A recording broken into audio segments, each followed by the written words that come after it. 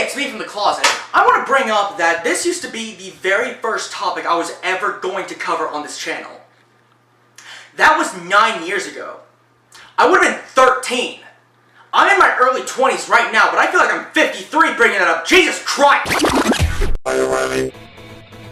Contrary to popular belief, Mario games are pretty fun, I guess. Gameplay's always been the top priority in your standard Mario game, so in programming the occasional boss fight, there's a lot that can potentially go wrong. Believe it or not, this list was super hard to narrow down, mainly due to Mario's easy for everyone to get into approach to gameplay, leaves a lot of different choices for a lot of different people. And oh boy, do I have opinions for you. It's kind of funny to me to think that these 10 candidates all came from a franchise that started out like this. And another bit of useless trivia, that was gonna be number 6 on that old list. You see what 9 years does to a man? There's the usual rules, only games I played and 1 per game, but you know, who gives a piss? Let's just get started. Are you ready? Back then, build-up for boss fights in Mario games were few and far between, and the few that came with it are for whoever the hell this is. And it makes sense, Bowser is the big bad guy, and why waste time building up to some random schmuck that will come and go? But for those instances that do come along, it's kinda nice. The second mission of Mario Sunshine's Gelato Beach has you defeat dick-lipped creatures by ground-pounding the terrain they stand on, and after shining the mirrors and causing the giant wiggler to fall off, I expected to collect the shine and move on to pushing watermelons or some other lame tasks. Oh, if only.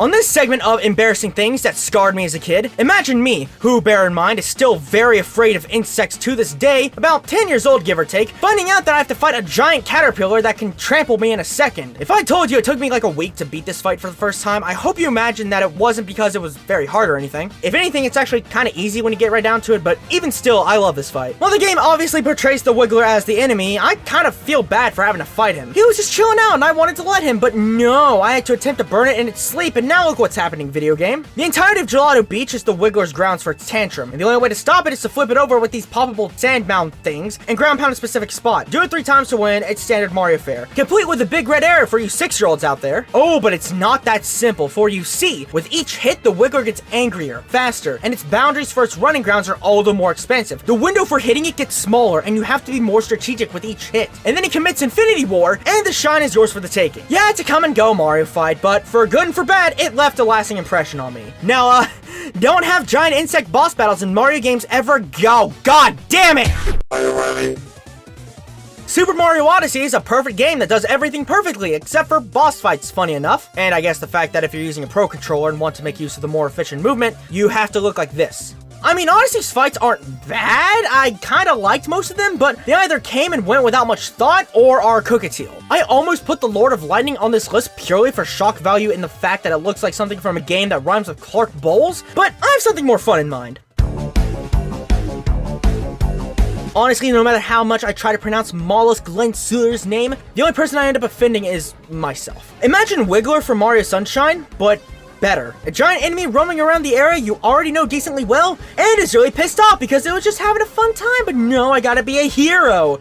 Lame. Where the Wiggler started the non-existent trend of big angry man with the whole level as your battlefield, Mollusk French name is my favorite example of it. Mainly because it makes use of the second best capture in the game. You'll get your chance someday. Bosses in Mario Odyssey mainly serve as tests of how well you know how to use the capture, and while this might technically not be as efficient of a test as, say, Small Onion Boy or Giant Floating Head with floating hands boss number I lost count, zooming around the level as Small Squid Boy is already fun as is. Add it as the basis of a boss fight and you have a recipe for a fun time. Really, half the fun is chasing it across basically the entirety of the Seaside Kingdom, dodging spike balls and drills as you inch towards it. Honestly, I just love the fight for concept alone and for being a fun execution of it. 2 aquatic creatures zooming around an entire kingdom to see who can kill who first is just, ooh, I wish there was more. Now, there is a rematch of it where you basically have infinite water propelling thanks to the rain, and that's also fun, but I prefer this one mainly because of the atmosphere and the fact that it repeats Mario Odyssey's tradition of there being more than one solution to a problem. I didn't even know you could just use the water to damage it after you melt the lava on Molly's head. I just went for ground pounds and missed most of the time and lost my capture like an idiot. And unlike Wiggler's admittedly lame death, Mollusk explodes! Jesus! Are you ready? Oh yeah, there's this guy too. Bowser's had a, diverse history of boss battles. Some of them I think are pretty standard. Some I believe are kind of decent, but a lot of them I consider to be pretty okay. When Super Mario 64 was making headlines about having Mario do just a little more than moving left and right, out of all the other appearances Bowser's made, only one of them has been noteworthy of being an actual fight, and even here it looked to be a similar case of Bowser just being a regular Saturday morning villain. These fights aren't bad. If anything, they at least show how with each subsequent fight, Bowser gets a few new tricks. But even after doing some funky physics with the arena, it's about time we take Bowser somewhat seriously.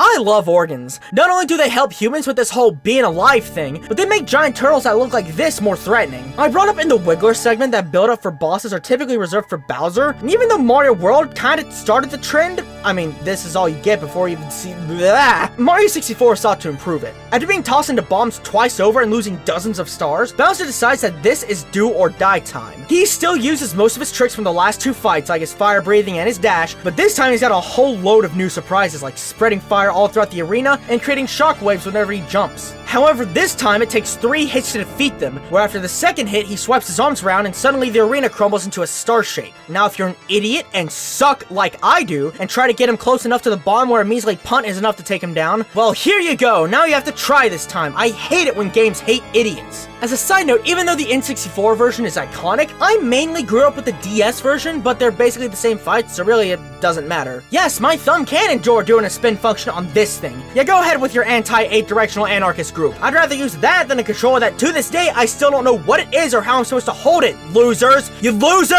Are you ready?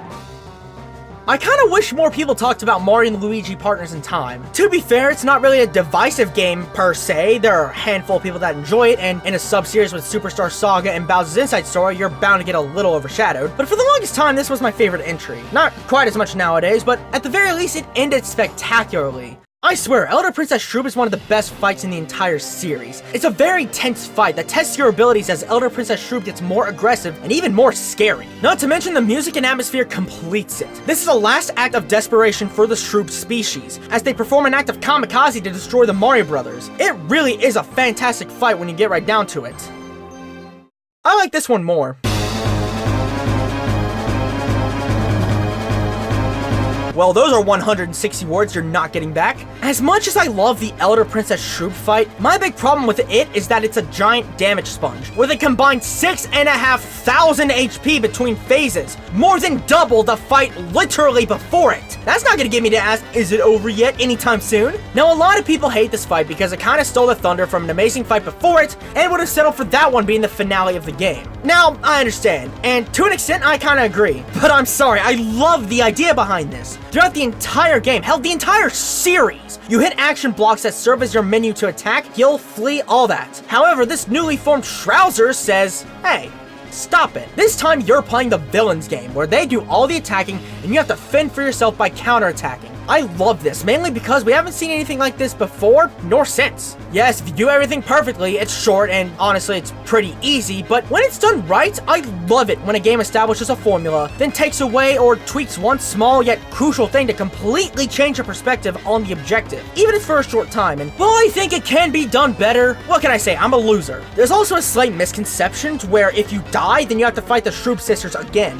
when no, there's a save block right there. Yeah, you need 2 save files for both it and in case you want to relive the fights before it, but more importantly, people died to this! Are you ready?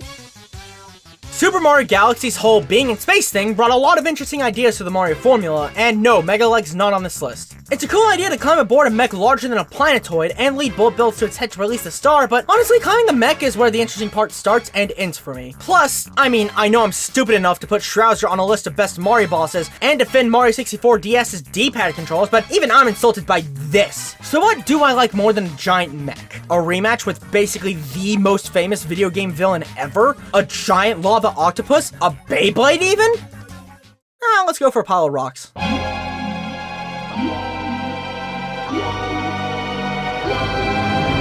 Utterly shameless reference aside, I was looking forward to seeing how Mario Galaxy's funny gravity thing would be incorporated into the Ghost House side of the Mario universe. And Ghostly Galaxy itself is a very memorable world. It introduces these bomb boos, who are your normal boos, except take a guess what they do. That's right, they have the Scott-Schwartz syndrome where they get grabbed by their tongues, you asshole, but I guess they explode too. They had a very limited use in their first encounter, but their potential could only be fulfilled here. Because here you learn that one spin, you can grab multiple boos at once. Doesn't sound much, but not only is it super helpful, but surprisingly satisfying when you whack the boulder guys twice in a row. When you deal with its stalagmites, boulder moves, and hit its boulder exterior, its true form is revealed, and it's surprisingly adorable. Perfect to throw a bomb in its uvula. And then it does this. Novel concept, Nintendo. Wouldn't have thought of it myself. Creative and innovative. What the hell? Funnily enough, hands are exactly what this boss needed, because now it has the potential of doing stupid little hand things like punching you and being hands. They also have the potential to be completely inconsequential, because with enough timing and finesse, you can take care of the main body just as you would before. Yeah, it's not the most creative use of Mario Galaxy's mechanics, but it's a fun time, definitely. Makes better use of its boss theme than Guardian of the Shell. Are you ready? Where Bowser suits his role as the villain of the Mario series, Bowser Jr. is a junior version of Bowser. There's no doubt about that. Okay, Bowser Jr. battles are fine. They're perfectly okay, just like his dad, even though the worst Bowser Jr. fights are nowhere near as bad as the worst Bowser fights. Unless you count this, which... honestly, I don't want to consider it for any criteria ever. I don't know. Before Galaxy 2, I always thought of Bowser Jr. as that character Nintendo decided to make when they didn't feel like using the Koopa Links, despite it being basically a slightly different version of Baby Bowser, even though the two are different characters. Nowadays, he's an excuse for Bowser to not use the clown car, but the clown car is too iconic to leave out because, to be honest, the clown car is pretty sweet. I wish I had one. But back on topic, I brought up Mario Galaxy 2 for a reason because, hey, quick question, you know what's better than Mega Leg? A better Mega Leg.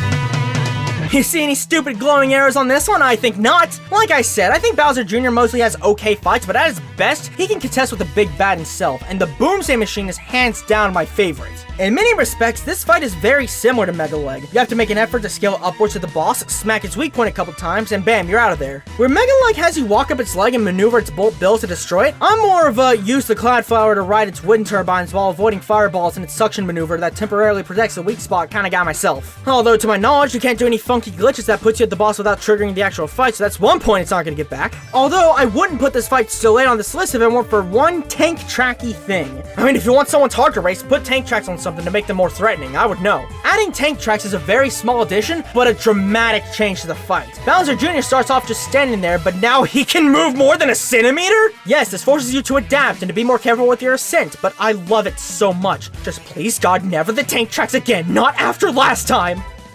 Are you ready?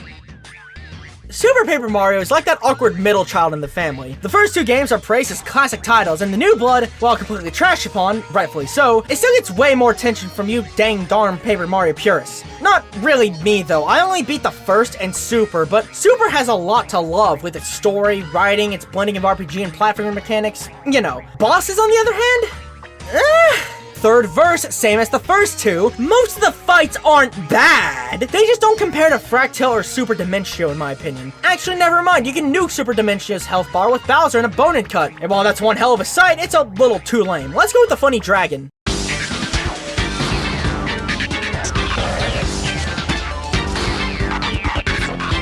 Well, I'm glad I held back making jokes about Shadow of the Colossus when talking about Boomsday and Mega Leg because, this is literally just phalanx, you plagiarisms. Well, unlike Air Sax over here, Fractal does have, you know, a character.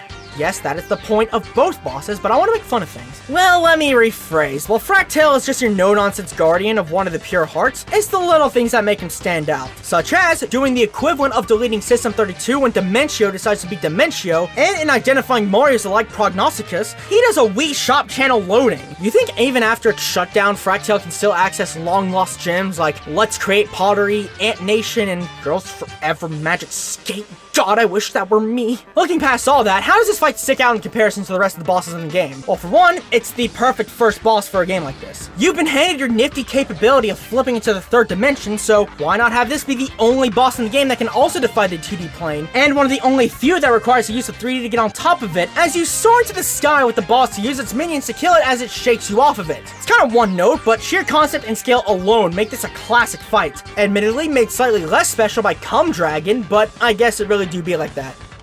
Are you ready?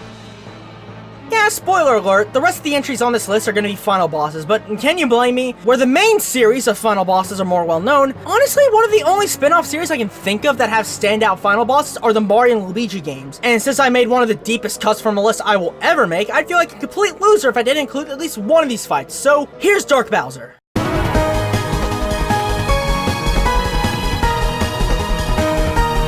Now I'm only a partial loser. Throughout the entirety of Bowser's Inside Story, Mario, Luigi, and Bowser have been working in alliance to stop this loser in goggles from doing its loser things in its goggles. Global devastation. Pfft.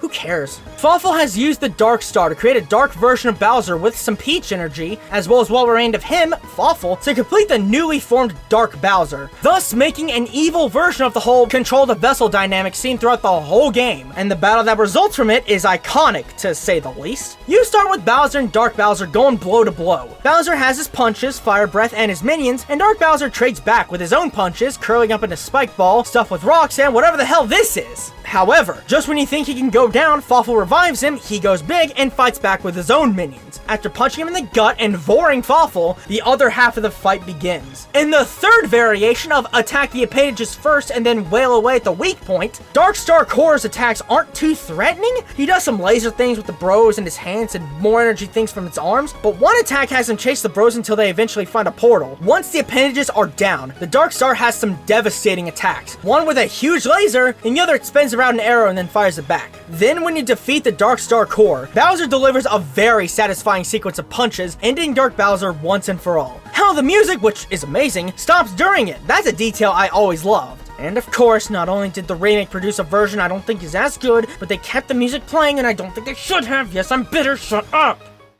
Are you ready? And speaking of Mario and Luigi final boss fights that take place inside some stupid turtle, let me ask you something. Do you like getting slapped silly? Well, Calculated Soul is the third biggest cause of virginity in gaming culture, right behind using DDD's Inhale move off stage and GameStop. Mario & Luigi Superstar Saga has you set with the Mario Bros, and quite frankly, the majority of the game is at your mercy. It's not that the game is easy. Okay, it's exactly that, but thanks to certain moves and trinkets at your disposal, like the Great Force and Chopper Bros, you can make decent work out of almost anything without much hassle. That is, before you meet the original Bowsette, and that fight is, honestly, kinda okay. But, not until she pulls the big switcheroo at the very end and oh, and then you wake up and the first thing you see is this, and then this, and then, oh no! Yes, to reach this far in an otherwise easy game only for it to bitch slap you is fair. Unless you decide to be even more overpowered than you honestly are and get your speed stat above 120, Cackletta will always attack first, and she is brutal on the first turn. You have to avoid getting killed either by a large energy ball that you have to hammer multiple times, getting flicked by her hands, getting trampled by her arm sweep, a thunder move, or a fire move, which I think is the worst thing in existence, and even she knows it. And depending on your speed stat, she can attack more than once on the first turn, should you survive. You can either heal, or you can go through the entire thing without it, and if you do that, then congratulations, you're an alpha gamer. Go out there and have no sex. Regardless of your path, you have to destroy all the hands and the head in order to hit the heart. But not only do you have to deal with all of her appendages attacking, but the heart can even heal and buff them. Cool, and God have mercy on you when you get past the halfway mark, because now you have Fawful Clones, Energy Ball Fusterclux, and this bastarding time-stopping laser too. So why is a fight as tough as nails this high up? Well, not only do I think time itself has softened this fight up just a little bit thanks to guides and all that, but the feeling of overcoming such a nasty fight I think shouldn't go unmentioned. And hey, the remake even gives you mercy and guarantees you go first. I mean, you were 14 years late for that, but thanks I guess. Are you ready? To be honest, I didn't really want to put this on the list because I mainly consider the game in question to be a Yoshi game, but to be fair, the full title is Super Mario World 2 Yoshi's Island, and I don't know a single person that doesn't like this fight, so screw it, Giant Baby Bowser's my number one.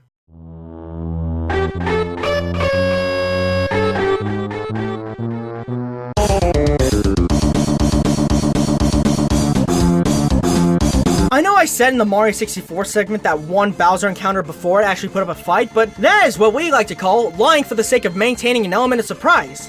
Whoopsies. But real talk, are you even remotely surprised that a fight as iconic as this is even on the list, let alone at the top spot? Yoshi's Island is a happy fun game with flowers and pastel colors and bubbly music and this horse, and I'm gonna throw you in a garbage disposal. I mean, the phase right before this is inside a child's playroom, and it was starting off very easy, so how the hell did we go from this to finding a kaiju on what remains of the castle before sunrise? Oh, but the subverted expectations do not just stop with atmosphere, they also affect gameplay. You still have to maneuver around Baby Bowser, removing the terrain with boulders and spitting fireballs in order to catch eggs by the appropriately named Baron von Zeppelins. Now this is all fine and dandy in a 2D perspective, however the twist comes in when you have to shoot eggs into the screen. Admittedly, I struggled with the perspective change at first, but upon getting used to it, it was then I realized that this fight is phenomenal. It's like what I brought up in the Shrouzer segment. It makes one change to the system that sounds slight, but the results are staggeringly different. You have this dynamic of trying to adapt to the change in perspective, all the while not falling to pits, all the while avoiding Baby Bowser's attacks, all the while making sure he doesn't ram into you. Oh yeah, that's what I neglected to mention. The entire time, Baby Bowser's heading straight for you, and your goal is to not make sure he doesn't do that because, well, if he does, you lose.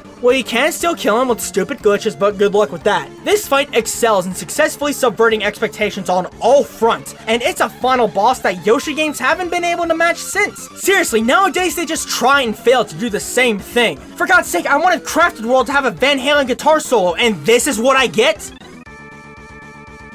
Hey, thanks for watching the first major video of the year, half a year later. I know I suck. Few things before we get into the blooper reel. I have a commissions page. Yes, I updated that, and I have art and video and all that stuff. You can go ahead and check that out and give me some money. Actually, I said I had a few things, but that's the only thing I brought up. Huh. Well, I love you all in the most appropriate way, and I'll see you guys next time. I'm really tired, I'm hot and sweaty, and I'm gonna die. Oh my god! I can't open doors. Hey, it's me from the closet. I'm just gonna... Games I played and only one per franchise, but... Imagine me, who bear in mind still gets the creepers. Fuck! Imagine... Why'd I say fucking creepers? I was gonna say creeper jeepers. Heebie-jeebies. I'm gonna look like an idiot. I'll try that again.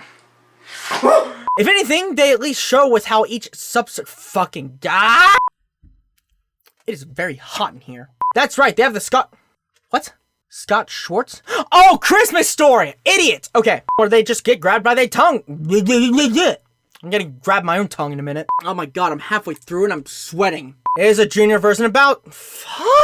Version, asshole. The clown car is too iconic. But the clown car is too iconic. I said that twice, you loser. I mean, I'm scared.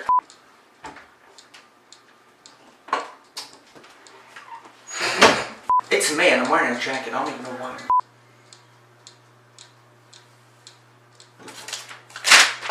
Only one of the few that requires the use of 3D to get on top of it. As you soar in the sky, the boss of the What? Holy fuck, what is my sentence? Okay. You've been handed your... Fuck me. You've been handed your fuck me. Holy fuck, I'm gonna kill myself with my own writing, Jesus Christ. Fawful has used the Dark Star to create a dark version of Bowser with some peach energy. Oh my god. I'm really debating on including that in the fucking reel. Fawful has used the Dark Star to create a dark version of Bowser with some peach energy. The Dark Star has some devastating attacks, girlfriend. I did it again. Fuck me. All right. My voice, holy fuck, I'm losing my balance. Help me. Jeez. How long was that? 48 minutes. No.